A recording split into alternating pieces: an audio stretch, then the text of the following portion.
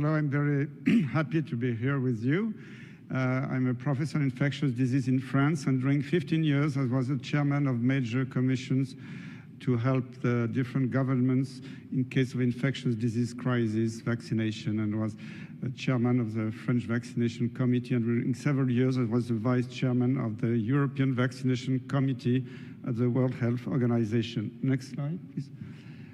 So, I will look at it here.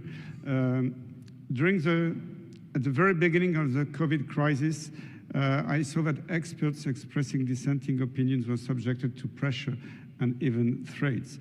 And I experienced that myself, since in May 2020, I published with colleagues of my department our impressive success in prescribing hydroxychloroquine and azithromycin with very low mortality. After multiple threats to protect our younger colleagues, we were obliged to withdraw the preprint. And then, as a reward, of course, I was fired from my position of head of the department, which I occupied for 26 years. Next slide. So it appeared rapidly that fake data flourished in scientific journals.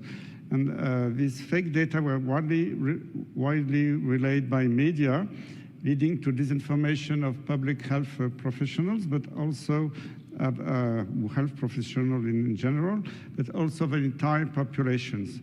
And some publications, including in leading medical journals, turned out to be fraudulent. Next slide. And so that's why, with experts from different professional backgrounds, I created the Bon Sens non-profit association. Bon Sens in French means common sense. It was in order to check the main publications, and if necessary, to react by counter-expertises. And we also launched legal actions, 60, I think, especially to support patients and people injured by vaccination. Next slide. So our first fight was about the Lancet Gate. You all know about this scandal, a major so-called major paper in the Lancet claiming that hydroxychloroquine was ineffective and dangerous. And Xavier Zalbert, a journalist but mainly scientist, is president of the Bon Sens Association. I'm the vice president, and he's a publication director of François newspaper. If you don't know, François was created by the French resistance during World War II. And now it's one of the major newspaper in opposition with mainstream media. And this journal was much attacked by the authorities. So Xavier was one of the first to interview the main author of the Lancet paper and denounce the scandal before retraction of the article. And afterwards, to gaining credibility, because if we are just shouting and saying, oh, it's double bullshit, we wanted to fight using publications in peer-reviewed journals. That's what we did. Next slide. So the first attack was because in November 2020, the recovery randomized trial was published in the New England Journal of Medicine. But in fact, the trial used voluntarily, I think, toxic overdoses of hydroxychloroquine, leading to the death of many patients in the trial. So we denounced this medical fault, and we published this response in the New England Journal of Medicine. Next slide, yes, thank you. In 2021, a meta-analysis was published by young and Swiss doctors, and they said that hydroxychloroquine and azithromycin was not effective, but in fact we did a counter meta-analysis, and we saw serious methodological issues in the Violet study, and especially major publications showing the benefit and safety of hydroxychloroquine were not taken into account. So it's a kind of cherry picking. Next slide. So in October 2023, a Swedish study was published advocating the efficacy of COVID-19 vaccines. It was published in the British Medical Journal, but we denounced methodological errors. We wrote a rapid response, which was published in the BMJ, We wrote a second letter with further analysis of the data, asking for retraction. We had no answer, but I just learned 2 days ago that the British Medical Journal accept that we sent a new letter to answer to the answer of the authors. Next slide. In January 2024, so recently, was released a publication claiming that hydroxychloroquine was responsible for high mortality. Patients were from Belgium, France, Italy, Spain, Turkey, USA, and they say that hydroxychloroquine was responsible for nearly 17,000 deaths. But analyzes the data, we evidence lack of integrity, data miscalculation, results fabrication. We wrote a letter to the journal and asked for retraction, but we have no answer at the present time. And recently, now it's nearly published, we made independent analysis to confirm controversial results published by Professor Didier Raoult in Marseille. They showed at the very beginning of the crisis that hydroxychloroquine and azithromycin were very effective. They published a first preprint, but they were obliged to withdraw the paper to protect their medical team, which was harassed, and they wanted to throw these physicians out of the university and the hospital of Marseille. However, each patient file was certified by a bailiff, and the authors allowed public access to their data to be freely reanalyzed by other researchers. So that's why we analyze this database in accordance with Didier Raoult and his team. Next slide. So the 2 papers are accepted. They will be online in a few days. We made 2 articles in the same issue of the journal because it was a very long work.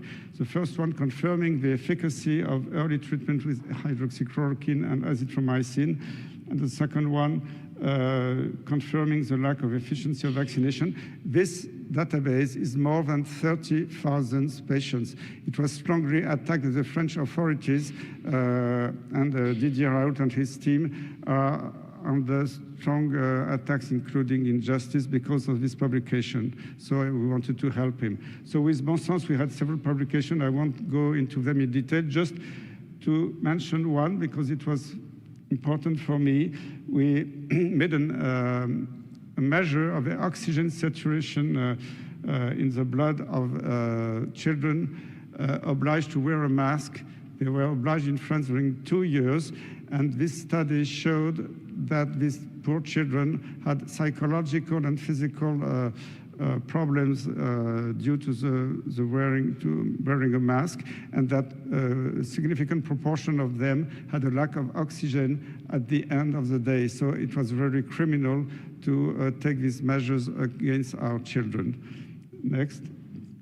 So to finish, a few words about the French authorities' fight against freedom. You know, France was a symbol of liberty, but now I hope that you will send us a new Statue of Liberty, but on the other side, you know? Because at the beginning of December, you know, so this guy, Emmanuel Macron, the president, he created the Presidential Council of Science in order to decide what is science or not. Very important question. And he pushed for a law project built to reinforce the combat against sectarian aberration, and an article named Article 4 is very dangerous. It threatens our democracy by introducing several offenses: provocation to abandon or refrain from therapeutic or prophylactic treatment following the current medical knowledge, or to recommend practices that do not conform to the medical consensus. You can go to jail, and if incentives are followed, you can go 3 years in jail. And this bill concerns prosecution of the perpetrators of these incitements when they are made through written or audiovisual press. That's a very strong censure. Next, thank you. So this law was voted by the National Assembly, the equivalent of the House of Representatives, in July. But the liberticide points, the famous Article 4, were rejected by the Senate, condemned as a Conseil d'État, equivalent to the Supreme Court. But this article was reintroduced by the Law Commission of the National Assembly the 2nd of February. And in France, in the opposite of the United States, when the two chambers of the Congress disagree, the National Assembly predominates. Next. And with bon sens, we wrote to all deputies to warn them of the consequences of the law.